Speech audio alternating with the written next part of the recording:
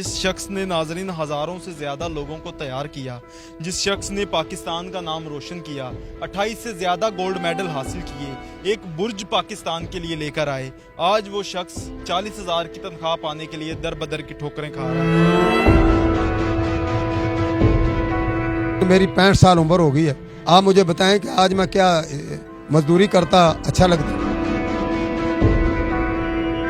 एक तो मैंने घर वाले ब्लड कैंसर के मरीज थे, मैंने घर भेज दिए। मेरी बच्चियों का साथ है, यहाँ मैं 15,000 रुपया किराया देता हूँ। मैंने मुल्क के लिए इतना कुछ किया है ना, वो मुझे मिल जाए वो मेरा कुछ दुख सुने तो सही ना यार। हमारे लीडर हैं मुझे, और उनको मुझे मिलना तो चाहिए ना यार।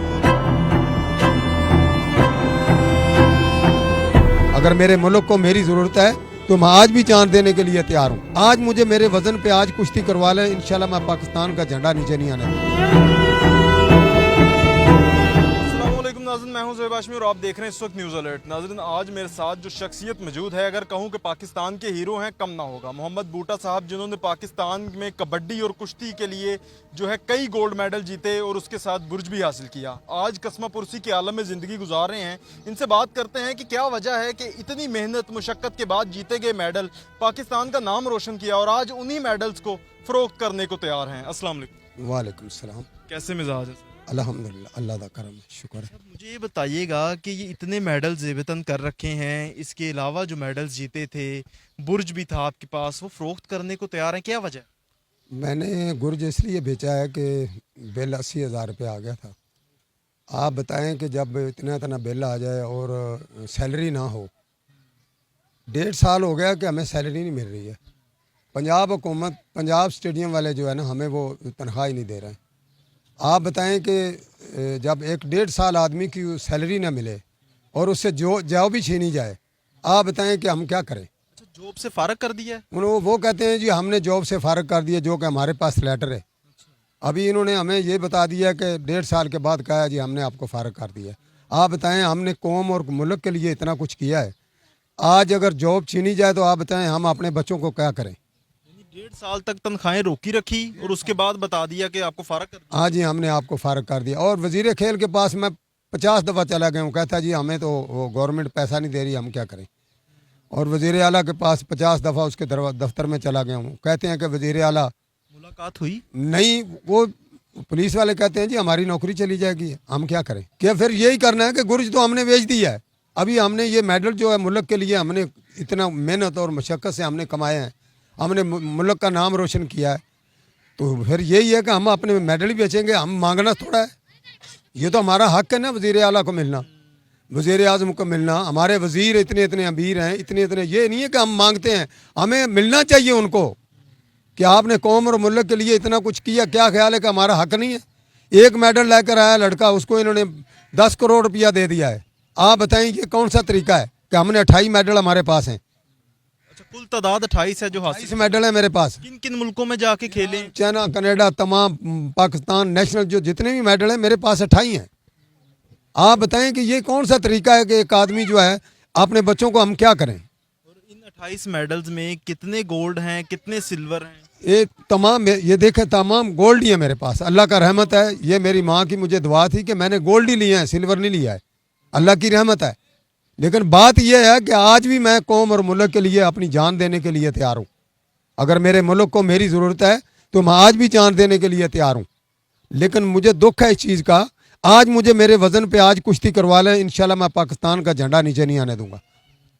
लेकिन ये जज्बात है मेरा। लेकिन मेरी 65 साल उम्र हो गई है। आप मुझे बताएं कि आज मैं क्या मजदूरी करता अच्छा लगता हूँ। इस कौमी कितनी थी और बुर्ज जो बेचा वो कितने का बिका? वो मैंने 20,000 का बेचा है। सिर्फ 20,000 का। 40,000 रुपया आया था बिल, वो मैंने बेच दिया। खरीदने वाला कौन था, कैसे मिला? उधर है वो जो है ना, हम जाए ना इस जैन मंदिर में, उधर एक बड़ी दुकान है, उधर मैंने बेचा। तनख्वाह कितनी थी जो 1.5 साल? रुपया। ये मेरे पास लेटर है, ये आप देखें। 30,000 की तनख्वाह जो 1.5 साल से अदा नहीं की गई और 1.5 साल के बाद आपको बता दिया गया कि भाई आपको बताए बगैर फारग कर दिया। हाँ, हमें फारग कर दिया। ये बताइएगा कि जो आपका एक करियर रहा कुश्ती का, कबड्डी का, कितने साल खेले और उसके बाद कितने सालों से इस नौकरी पे फाइज? मैं ये 2015 से मैं इनके साथ था और 1980 से लेकर 79 से लेकर मैं सन 2000 तक मैंने गेम किया, खुद गेम किया मैंने। और उसके बाद हाथों से तैयार हुए, उसके बाद मैं कोच रहा हूँ। और आपके हाथों से जो तैयार हुए बच्चे आज मेरा ख्याल है कि हज़ारों से ज़्यादा होंगे। बाद जिस शख्स ने नाजरीन हज़ारों से ज़्यादा लोगों को तैयार किया, जिस शख्स ने पाकिस्तान का नाम रोशन किया, 28 से ज़्यादा गोल्ड मेडल हासिल किए, एक बुर्ज पाकिस्तान के लिए लेकर आए, आज वो शख्स 40,000 की तनख्वाह पाने के लिए दर बदर की ठोकरें खा रहा है। ये है लीडर। अभी ये आप देखते हैं कि मियां नवाज शरीफ साहब जो है बहुत खिलाड़ियों के साथ प्यार करते हैं। मियां साहब तो बड़े सब अपने पापा से बहुत प्यार करती हैं। आप देखें कि हम इससे ज़्यादा प्यार करते हैं। मियां साहब तो बड़े स्पोर्टिव रहते हैं, खिलाड़ी हो जाए, अदाकार हो जाएं, गुलूकार हो जाएं। उनको दिया है, उनको सब कुछ दिया, मैं नहीं मुझको पूछ रहा है। आप देखें ना, मैं तो 1000 दफ़ा गया हूँ, सुनवाई नहीं हुई है। कोई सुनवाई नहीं हो रही है। आप बताएं क्या करें? जो मुल्क में जिसने किया उसको कोई नहीं बुला रहा है ना। मरियम नवाज साहबा को मैं 1000 दफ़ा मैं गया हूँ, 1000 दफ़ा मैं मरियम नवाज साहबा के दफ्तर गया हूँ, उनके गाँव उधर घर में भी गया हूँ, जाती उमरा गया हूँ, लेकिन उधर कुछ जाने नहीं देता, अंदर नहीं जाने देते, जाने नहीं मुलाकात देते। आप बताएं क्या करें? क्या कहते हैं? वो कहते हैं जी हमारी तो नौकरी चली जाएगी, हम क्या करें?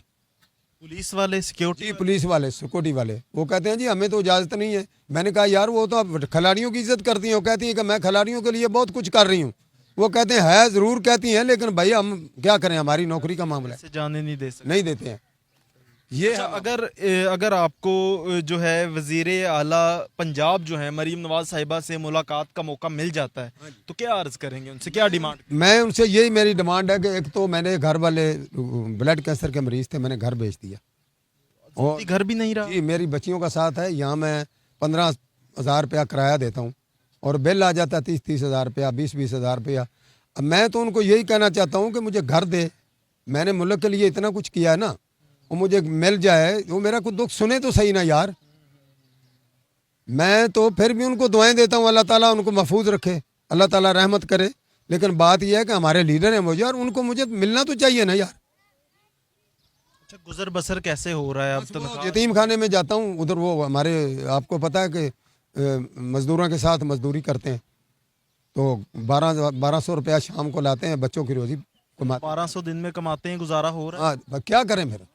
बिजली का बिल, गैस का बिल, कुछ खाना नहीं है, कर्जे चढ़े हुए हैं। क्या आपको बताएं, कर्जों में 30-40 हज़ार रुपया कर्जा है, क्या करें? मुझे ये बताइएगा, मैं अक्सर अपने प्रोग्राम में सवाल करता हूँ, आप जैसे जो हमारे हीरोज़ हमें मिलते हैं, मुझे ये बताइएगा कि इस कौम के लिए क्या कहेंगे? ये कौम अपने हीरोज़ के साथ इंसाफ करती है?